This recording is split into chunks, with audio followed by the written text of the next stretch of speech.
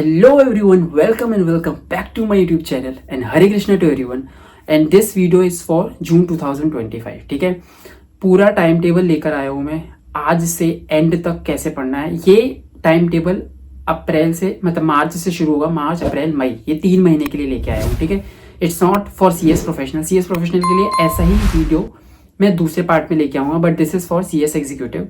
Both group, single group सारे लोग देख सकते हैं। ठीक है, न्यू सिलेबस, सोल सिलेबस सब लोग देख सकते हैं। क्यों? बोथ ग्रुप के लिए सबसे बेस्ट है ये।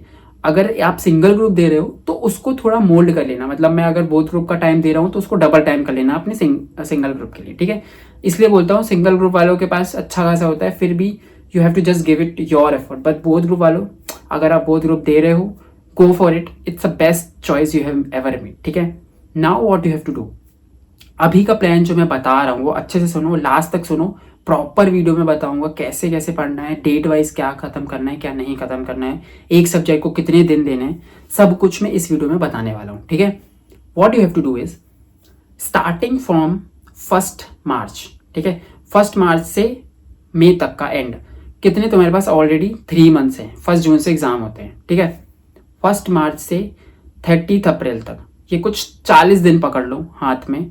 ये फर्स्ट रिवीजन के, इसमें 3 रिवीजन बताऊंगा कैसे करना है। ठीक है, ये फर्स्ट रिवीजन होगा। 30 मार्च ले लो या 10 अप्रैल ले लो। देखो, मैं अभी तक ये सबके साथ एजम्पशन मान के चल रहा हूँ कि तुम्हारे लेक्चर्स खत्म होंगे क्योंकि मैंने लास्ट वीडियो जब बनाया था सबसे पहला जून 2025 का, मैंने बोला था कि आप लोगों को फेब तक में चीज़ें खत्म कर देनी है। ठीक है, मार्च लेके जा रहे हो तो थोड़ा बहुत खींच सकते हो, बट प्लीज़ अपने लेक्चर्स यहाँ खत्म कर दो। और अभी भी बच्चे हैं इसलिए वीडियो ये अभी बना रहा हूँ, सो दैट आप फेब एंड तक अपने लेक्चर्स सारे खत्म कर दो। ठीक है, now coming to the point.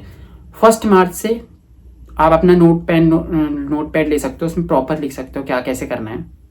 1 March से 10 अप्रैल, ठीक है, आपके पास 40 डेज होगा और 8 सब्जेक्ट है। मान लो तुम्हारे एग्जीक्यूटिव में 7 सब्जेक्ट है, you have approximately 4 to 5 days आराम से है तुम्हारे पास एक सब्जेक्ट के लिए।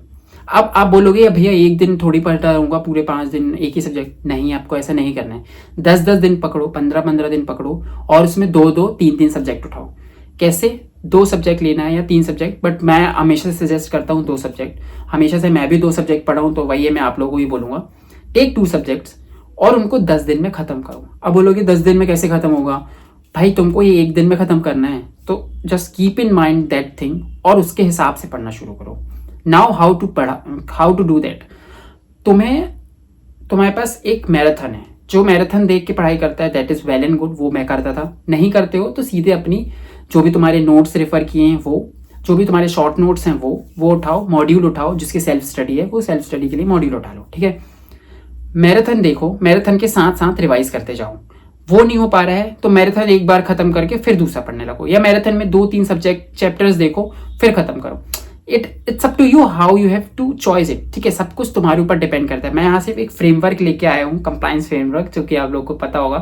तो वो फ्रेमवर्क में तुम्हें बनाना कैसे है वो तुम्हारी मर्जी है। ठीक है, वो तुम्हारे पे डिपेंड करता है। पर्सनली मैं कुछ भी ऐसा टाइम टेबल नहीं दूंगा जो मैंने कभी फॉलो नहीं किया या तुम लोग फॉलो नहीं कर सकते। ये बेसिक चीज़ें है, बस तुम्हें अपने हिसाब से डालनी है। ठीक है, तो हो गया तुम्हारे 8 सब्जेक्ट या 7 सब्जेक्ट जो भी रहते हैं। ठीक है, 4 से 5 दिन के लिए 1 पर सब्जेक्ट 1।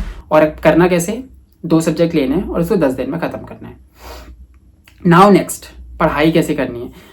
अब उसके बाद 3 रिवीजन का पढ़ाई कैसे करनी है वो मैं भी बात बता दूं, बट रिवीजन कैसे करना है। अब सेकंड रिवीजन आया, सेकंड रिवीजन के लिए तुम्हारे पास 11 अप्रैल से ले लो, मोस्ट वाली 30 अप्रैल ले लो, या फिर 5 मई ले लो। इतने के लिए तुमको सेकंड रिवीजन करना है। ठीक है, बट आई सजेस्ट कि टेक 30 अप्रैल, तो 20 दिन में तुम्हारे को सेकेंड रिवीजन करना है। अब वो कैसे करोगे, जो कि तुमने 10-10 दिन 5-5 दिन पढ़ा है, उनके सबसे शॉर्ट नोट्स बनाए, उसको जाके 2-2 3-3 दिन में रिवाइज करना है। यहाँ पे भी तुमको 2 दिन 3 दिन 2.5 दिन ऐसा मिलेगा, तो 5 दिन लो, 5 दिन में 2-3 सब्जेक्ट उठाओ, पर 5-2-3 सब्जेक्ट उठाओ, 5 दिन लो 3 सब्जेक्ट उठाओ, 5 दिन लो 3 सब्जेक्ट उठाओ। ऐसे करके तुम ऐसे भी खत्म कर सकते हो। ठीक है, now coming to the next revision, that is 3rd revision. वो आपको मई का टाइम है, वहां पे भी 20 दिन ले लो, वहां पे भी ऐसे करो। अपने हिसाब से 5 दिन यहाँ वहां कर सकते हो, that is your case. Now coming to the question solving practice. Question solve कैसे करना है। ठीक है, आंसर राइटिंग प्रैक्टिस जिसको प्रॉब्लम है। सो देखो, 2 चीजें का हमेशा याद रखो। तुम्हें इस 3 महीने में सिर्फ 2 चीजों का याद रखना है। रिवीजन और आंसर राइटिंग प्रैक्टिस। अब आंसर राइटिंग रिवीजन का तो मैंने बता दिया कैसे कैसे रिवीजन करना है। आंसर राइटिंग प्रैक्टिस के लिए सबसे बेस्ट तरीका है प्रीवियस ईयर क्वेश्चन पेपर उठाओ, स्टार्ट राइटिंग इट। अगर जिसकी राइटिंग प्रैक्टिस में जिसकी राइटिंग बहुत स्लो है वो राइटिंग करो, जिसकी राइटिंग बहुत स्लो नहीं है दे नो, उन्होंने अटेम्प्ट दिया है या फर्स्ट अटेम्प्ट में वालों को भी पता है मेरी राइटिंग बहुत सही है, मैं 3 घंटे में पेपर खत्म कर लूंगा, क्योंकि वो गट फीलिंग अंदर से बोलती है और तुम्हें पता होता है तुम्हारे प्रिपरेशन के हिसाब से, ठीक है।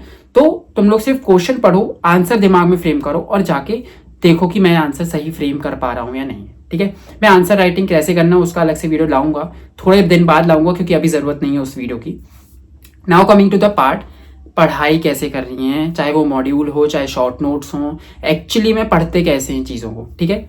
सबसे बेस्ट तरीका होता है पढ़ाई करने का, जब भी आप मॉड्यूल से पढ़ रहे हो, किसी के नोट से पढ़ रहे हो, टीचर के नोट से पढ़ रहे हो, first of all is you have to read it, you don't have to learn things. कभी भी चीज़ों को लर्न करने रटने मत बैठ जाओ।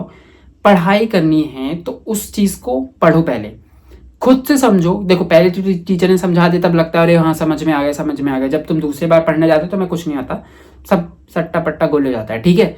तो पढ़ाई करो, एक बार पढ़ो वो चीज़ को, चाहे वो सेक्शन हो, चाहे वो प्रोविजन हो, चाहे वो JIGL का, हर में सब जगह सेक्शन तो हैं, ठीक है। एक बार तुमने जब पढ़ा, खुद को वो एक्सप्लेन करो कि भाई वो बोलना क्या चाह रहा है, वो इंटरप्रिटेट करो।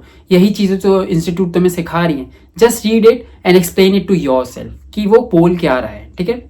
ये चीज़ बेस्ट तरीका होता है पढ़ाई करने का। तुम्हें इसमें भूलोगे नहीं। सेकंड थिंग, यहाँ लर्न नहीं करना है, ठीक है। वो भूल भी जाओगे ना कि तुमने खुद को एक्सप्लेन किया, मुझे नहीं पता मैंने क्या एक्सप्लेन किया, it's okay. You have to do और 2 रिवीजन और करने हैं और एंड में 1 दिन रिवीजन पहले करना है, याद रहेगी चीज़ें। Don't worry about it, don't try to mug up things, कुछ फ़ायदा नहीं होगा मग अप करने से। यही बेस्ट तरीका होता है पढ़ाई करने का, रिवीजन करने का। खुद को एक्सप्लेन करो, खुद को एक चीज़ बताओ कि ये होता है इसका सेक्शन का मतलब, और मैं कैसे लिखूंगा इसको। आंसर आया तो हाँ मेरे को सेक्शन लिखना है, प्रोविजन लिखना है, कुछ फैक्ट्स होंगे तो 2-3 फैक्ट्स लिखना है और कंक्लूजन लिखना है। केस लॉ बेस्ड के लिए आंसर राइटिंग बताऊंगा कैसे करते हैं, बट फिलहाल के लिए ऐसे तुम्हें पढ़ाई करनी है। Now coming to the end of this video, आप लोगों को कुछ भी इंफॉर्मेशन, कुछ भी गाइडेंस चाहिए हो for June 2025, just let me no, comment कर लो। और प्लीज़ शेयर, लाइक, सब्सक्राइब तो कर ही लो यार, क्योंकि यार तुम लोग के लिए इतना सब कुछ कर रहा हूँ, so obviously this is motivation for me. So कुछ भी लगे just let me know and thank you so much, bye bye and all the very best for June 2025 attempt.